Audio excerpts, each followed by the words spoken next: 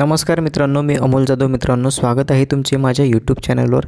मित्रांनो, 13 मार्च 2024 रोजी जो मंत्रिमंडळ निर्णय घेण्यात आलेला आहे, त्यामध्ये आशा सेविकांच्या मानधनामध्ये 5,000 रुपयांची भरीव वाढ करण्याचा निर्णय घेण्यात आलेला आहे.